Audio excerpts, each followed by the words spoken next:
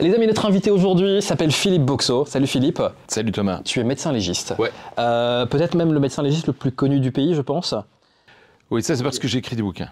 Écris des bouquins, puis on te voit à la télé, on te voit sur les réseaux sociaux. Tu es une star de TikTok. Il paraît. Mais j'ai pas... ne me prends pas pour un con, mais je vais jamais sur les réseaux sociaux, je connais pas ça. C'est vrai, donc tu te rends pas compte à quel point c'est des centaines, des millions de vues sur TikTok. Vraiment. Ah oui? Ah oui, je te jure. Si je tape Philippe Boxo, dans le top des vidéos, Oui, c'est une histoire amusante, ça. C'est un monsieur qui se trouve... celle de la RTBF, C'est la RTBF. Elle a été faite, c'est la première, c'est ce qui a lancé tout le truc. 100 000 vues. 100 000 likes, pardon. Donc en vues, on est encore au-dessus.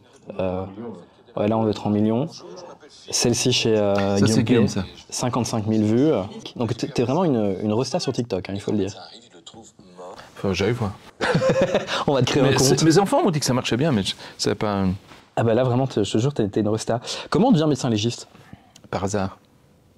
Dans mon cas, c'est par hasard. Ouais, est-ce que moi, je peux pas par hasard devenir médecin légiste? T'as des concernant, gens qui entrent en médecine et qui me disent, moi j'entre en médecine pour être médecin légiste. Ces gens-là, ils me font peur. Tu entres en médecine parce que tu veux soigner des gens, parce que la médecine te plaît, parce que le contact avec les gens plaît, etc.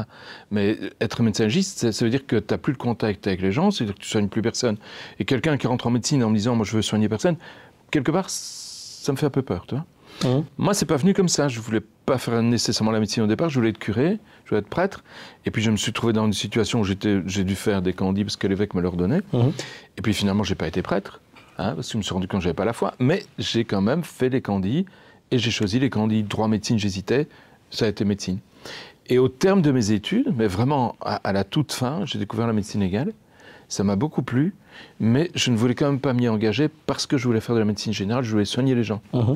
Alors j'ai fait un an d'armée, à l'époque ça existait, et là j'étais médecin militaire, donc je soignais les gens en Allemagne, et puis j'ai fait 2 ans de privé en civil. Et là, j'ai découvert que la médecine générale ne me plaisait pas du tout. Les gens sont chiants. Que les gens m'emmerdaient. Ils m'emmerdaient à être malade et à pas arriver à guérir. C'est un truc très compliqué, ça, en médecine. En médecine, tu soignes. Tu guéris rarement, tu soignes. Tu aides les gens à guérir sur des maladies, des infections, des trucs comme ça. Oui. Et donc, ça m'a pas plu. Et je faisais la médecine légale en même temps. Du coup, je suis resté en médecine légale parce que la médecine légale, au contraire, me plaisait de plus en plus. Tu te souviens de la première fois que tu as dû gérer, toi, un cadavre? Oui, c'était un décapité.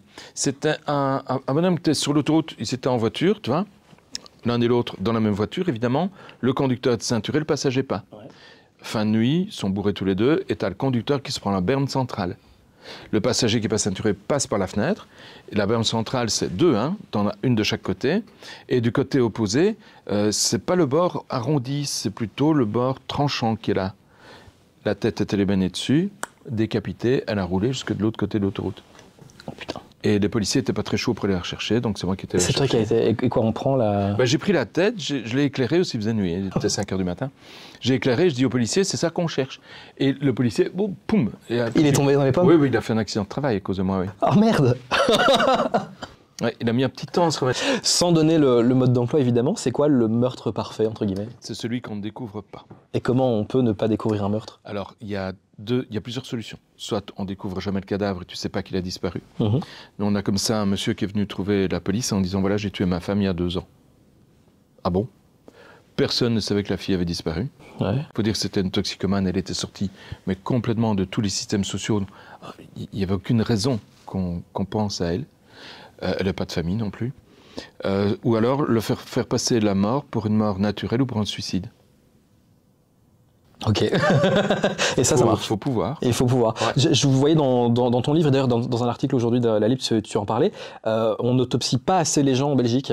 Et donc c'est quoi? C'est une 70aine de meurtres chaque année qui... En autopsie, en Europe, tu vois, les autopsies, c'est à peu près 10-12% des morts du pays qu'on autopsie.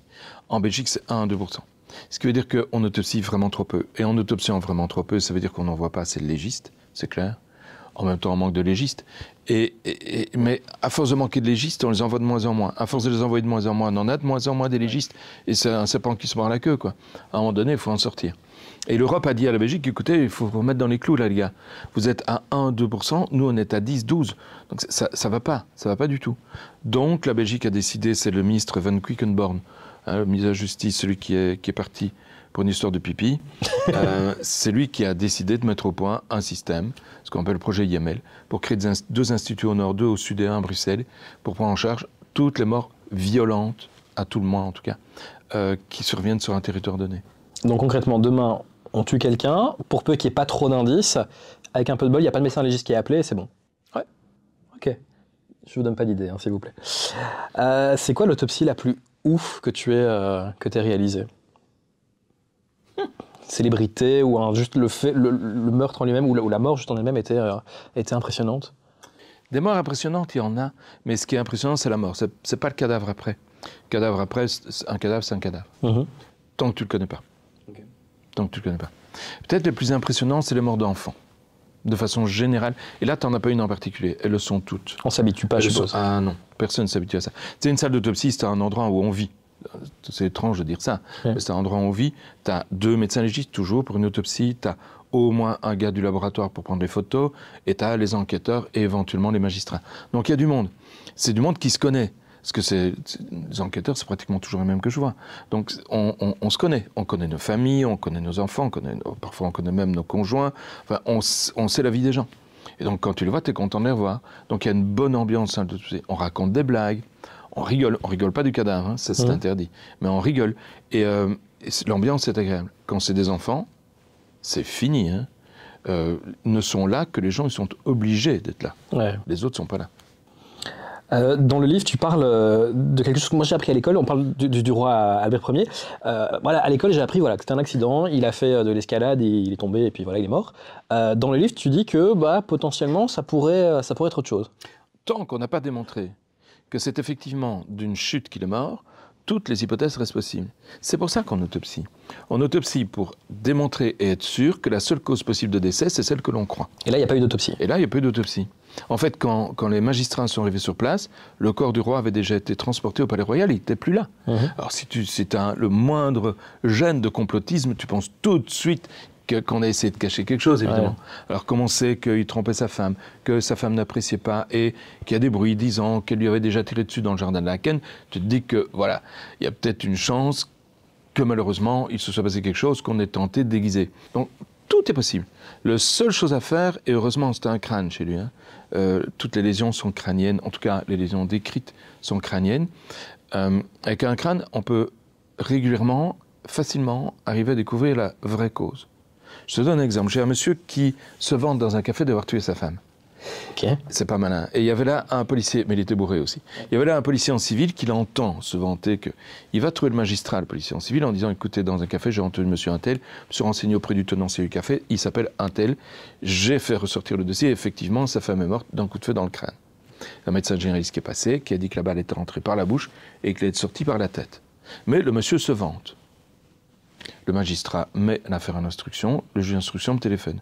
Et il me dit, qu'est-ce que je peux faire? Je dis, il faut autopsier. Oui, mais ça fait 3 mois qu'elle est morte. Il dit, c'est pas grave, la balle est dans le crâne. Avec une balle dans le crâne, tant que le crâne est là, et les os, c'est la dernière chose qui disparaît. Donc on a encore chance de le trouver même 3 mois après. Hein. Même, on pourra encore le trouver plusieurs années après. J'arriverai toujours à déterminer si c'est effectivement une balle et dans quel sens elle est passée. Et c'est ce qui s'est effectivement produit. On a démontré que ce que le médecin généraliste a pris pour une sortie était en fait une entrée. Ah ouais. Et donc c'était lui, il est sorti en prison. Et donc, on préfère ça qu'Albert Ier. Il ne faut pas grand-chose. Hein. Albert Ier, ça va bientôt faire 100 ans quand même. On pourrait maintenant encore l'autopsier? Il y a beaucoup de chance parce qu'il est dans un caveau, il n'est pas en terre. Ouais. Et dans un caveau, les corps putréfient beaucoup plus, quand ils putréfient, certains momifient, d'autres passent dans d'autres états, beaucoup plus doucement que partout ailleurs. Écoute, dans un caveau, j'ai fait l'autopsie du corps de Saint-Lambert. Il est mort il y a 1300 ans. Il manque plein de morceaux parce qu'on en a distribué partout. Mais j'ai encore des os sur lesquels j'ai encore pu dire quelque chose. Donc oui, il y a moyen. Et on sait dire quoi sur un cadavre aussi vieux? 1300 ans. Le sexe, la taille, le poids. Et on a retrouvé une lésion qui peut bien correspondre à un coup de lance qui l'aurait tué. Donc, plus de 1000 ans après, on sait dire de quoi le mec est mort. Oui. Et parfois, est-ce qu'à l'inverse, on peut autopsier quelqu'un et en fait ne pas trouver de quoi il est mort? Ah oui, bien sûr. Tout le monde. Énormément de gens meurent de mort naturelle. Et ces morts naturelles ne laissent pas nécessairement de traces. Tu peux mourir d'une embolie pulmonaire, on va trouver des traces. Tu peux mourir d'un accident vasculaire cérébral, on aura des traces. D'une hémorragie cérébrale, on aura des traces. Mais d'un accident cardiaque, tel qu'un trouble malin du rythme cardiaque, comme on dit, on ne trouvera rien. On trouvera rien. Donc une autopsie peut être blanche parce que la personne serait morte d'un trouble du rythme cardiaque. Et là, on ne va rien trouver du tout. Aucune chance. C'est d'où? C'est dingue. Je pensais que d'office, on pouvait dire de quoi la personne était morte. Est-ce que ça peut aussi arriver que quelqu'un arrive sur la table d'autopsie, mais qu'en fait, la personne n'est pas morte? Ça m'est arrivé 3 fois. Oh merde! Et quoi, la personne se réveille ou Ah non, elle se réveille. Non, c'est pas, pas toujours. La première fois, c'était pas sur ma table d'autopsie. C'était un truc génial. Les policiers m'appellent en me disant, écoute, à l'époque, on le voyait encore. Un monsieur qui est mort, seul à sa maison, seul à domicile. Et quand j'arrive sur place, il y a un policier qui m'accueille en me disant, écoute, monte vite, parce qu'il n'est pas mort. Il dit, tu te fous de moi? Non, mais monte, il n'est pas mort. Et c'est un building, j'ai même pas demandé l'étage, mais j'ai pris l'escalier et la première porte ouverte, c'était là. Donc je rentre et je vois un policier dans un coin qui va pas bien, et puis un autre qui a un sourire qui me dit, écoute, monsieur n'est pas mort, si tu pouvais faire quelque chose pour lui. On a appelé le SAMU. Je dis, ça c'est parfait, c'est la meilleure chose à faire, c'est d'appeler le SAMU. Et donc, je demande au monsieur, mais vous est arrivé quoi, vous? Je suis tombé, j'ai pas su me relever. En fait, il a une prothèse de hanche et la prothèse a luxé. Donc il ne savait plus se relever. En plus, ça fait un mal de chien, donc il n'a pas pu appuyer dessus. En plus, c'est un alcoolique chronique, il y avait des bouteilles de bière dans tous les coins. De la mauvaise, la carapille, ça, c'est pas la bonne. Hein. Il y en avait partout. Donc, clairement, il avait bien pâté, s'était pété la gueule, il s'était endormi par terre. Et le froid avait commencé à faire son œuvre, c'est-à-dire il commençait à passer en hypothermie. Mais quand les policiers sont arrivés, ils ont constaté qu'il y avait des vers, des larves, des asticots, comme on dit. Simplement, ce qui s'était pissé dessus, et dans l'urée c'est une protéine, ça attire les mouches. Et c'était venu pondre, et les larves avaient commencé à se développer. Donc pour les policiers, il était mort, quoi. C'était logique, hein, comme raisonnement. Totalement logique. Ils cherchent à l'identifier. Ils ne trouvent pas ses papiers. C'est une seule pièce à la maison, c'est un petit studio, quoi. Ils ne trouvent pas les papiers. Et ils se disent, il avait un veston comme moi, là. Il était couché sur le ventre. Ils se disent, il les a dans la poche intérieure. Et donc tu as le policier qui passe sa main entre le sol et le cadavre. Il va jusqu'à la poche du gars. Il lui prend le portefeuille, il le sort. Au moment où il le sort, tu as le cadavre qui lui attrape le bras. Il lui a trouillé de sa vie. Il lui a trouillé de sa vie. C'est là qu'on s'est rendu compte qu'il était vivant.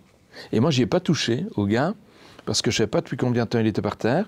Il n'est sûrement pas bougé, vu l'état. Ok. Et tu dis, ça arrivait 2 autres fois? Parfois, une fois sur la table? Une fois sur la table, on m'a amené un cadavre pour autopsier. Enfin, pour examiner d'abord. Et c'était un noyé, donc à Liège, à la Meuse. Et les corps, ils sortent souvent devant l'Institut de médecine légale. Et puis on le trouve parfois plus tard, mais la sortie de l'eau, c'est là. Et donc l'émergence, quoi. Et il avait été ramassé, on me l'avait amené à l'Institut. Et quand j'arrive pour l'examiner, c'est-à-dire tout de suite, je le regarde, je me dis, mais il n'est pas mort, ce type. Il n'avait aucune des caractéristiques du mort, mais vraiment rien. J'ai pris son pouls, j'entendais rien, j'ai couru chercher un stéthoscope. Trouver un stéthoscope à l'Institut de médecine légale, il faut pouvoir. Enfin, j'en ai trouvé un, je suis revenu et j'entendais ce qui me semblait être un faible bruit. Alors, j'ai pris un scalpel et j'ai incisé l'oreille, et l'oreille a coulé. Savoir que quand la personne meurt, tu n'as plus de sang dans les capillaires. Donc, si tu coupes l'oreille, vu qu'il n'y a que des capillaires dans l'oreille, si tu coupes le lobe de l'oreille, tu vas voir que ça saigne ou ça saigne pas. Si ça saigne, il est vivant, ça saigne pas, il est mort. Simple et efficace. Je me rends compte qu'il est vivant, je me suis mis à masser, etc. On l'a récupéré. Enfin, récupéré, il n'a pas repris conscience. Hein. Il a encore vécu pendant à peu près 3 jours, et puis on me l'a ramené. Ok, c'est quand même particulier comme truc. Hein. Un peu. Est-ce qu'une personne vivante peut aller voir un médecin légiste? Est-ce qu'on peut être en contact avec un médecin légiste sans devoir mourir ou sans devoir faire une reconnaissance de cadavre? Comment on voit des morts? Jamais un médecin légiste ne peut faire des choses sur des gens vivants? Je vois beaucoup de vivants. Mais ça, c'est un autre domaine de mon métier. C'est le domaine des expertises médicales sur vivants, expertise judiciaire. Je vois des vivants. Il pourrait venir me trouver, mais ça ne sert à rien. Il faut que je sois requis par un magistrat. Donc c'est le magistrat qui doit m'en requérir pour que je voie la personne vivante, que je convoque, elle vient à l'Institut de médecine légale. Alors je l'examine, c'est pour des coups et blessures, des séquelles de coups et blessures, vérifier si quelqu'un est incapable de conduire sa voiture, des choses comme ça. Ok. Il y a une anecdote aussi que tu as déjà racontée que j'avais trouvée dingue, c'est cette fille qui n'a pas tué son père.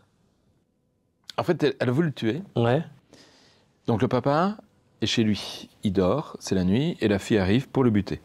Elle prend l'arme de son père, c'est un GP 9 mm, qui se trouvait dans la maison, chargé, chambré. Ça veut dire que il suffisait de pousser dessus pour que ça parte, quoi. Et elle arrive dans la chambre de son père assez doucement, calmement. Il y a un flux de lumière qui arrive par la fenêtre, donc elle voit bien où il est, et elle vide son flingue dans le corps de son père, elle le dépose, elle s'en va. Et quand j'arrive, bon, pour tout le monde c'est un meurtre, hein. Quand j'arrive, je dis au magistrat, on va faire l'examen à l'Institut, hein, avant l'autopsie. Et on fait l'examen à l'Institut avant l'autopsie. Quand je regarde les lésions, sur la table d'autopsie, je me dis, c'est pas normal. Elles n'ont pas la cogne habituelle, quoi. Tu vois qu'elles ne saignent pas. Si, il y a du sang qui coule, mais les bords de la plaie ne sont pas saignants. Donc les capillaires sont vides. Je me dis, c'est pas possible. Donc je commence l'autopsie, je fais toute l'autopsie, je compare tous les orifices, etc. Je les entrées, je les sorties. Il y a une balle qui a traversé le cœur. Pas de problème. Mais il ne meurt pas de ça. Tout ça est arrivé alors qu'il était déjà mort. Et c'est quand j'ouvre la boîte crânienne que je découvre qu'en fait, il a fait une hémorragie cérébrale pendant la nuit, avant que sa fille ne vienne le flinguer, et donc que la fille ne l'a pas flingué. Oui, mais va expliquer ça à la fille qui est sûre d'avoir tué son père. Donc quand on l'a chopé, la fille, j'ai dû l'expliquer qu'elle n'avait pas tué. Ça a été un peu difficile. Elle ne voulait pas me croire. Après une autopsie, d'ailleurs, toi, tu parles aux familles ou jamais? Ben, ça dépend. Je ne les contrains pas à m'entendre. Mais s'ils veulent m'entendre, c'est-à-dire avoir des explications, etc., ils peuvent. Mais le magistrat doit me donner l'autorisation. Okay. Je ne suis pas libre de le faire ou pas. C'est le magistrat qui doit déterminer si je peux le faire ou pas. Et toutes les histoires que tu racontes dans tes livres, tu as dû demander des autorisations? Non, parce qu'elles sont toutes très vieilles. Elles ont toutes 30 ans. Il y a prescription. Il y a prescription d'une part, puis d'autre part, c'est toutes des affaires qui sont réglées. Tu vois ? C'est fini. Ça a été traité, c'est paru dans la presse, etc. Donc le fond médico-légal est vrai, totalement vrai. L'histoire, je l'ai un petit peu romancée souvent. Ok. Et les prénoms, c'est tous mes copains. C'est génial. Ils sont contents de tuer leur femme. Tu pourrais en fait demain devenir scénariste de séries américaines, ça passerait crème. Hein. Oui, mais j'aime pas. Non. Non. J'ai pas beaucoup d'imagination, donc je me sers de la réalité pour construire sur la réalité.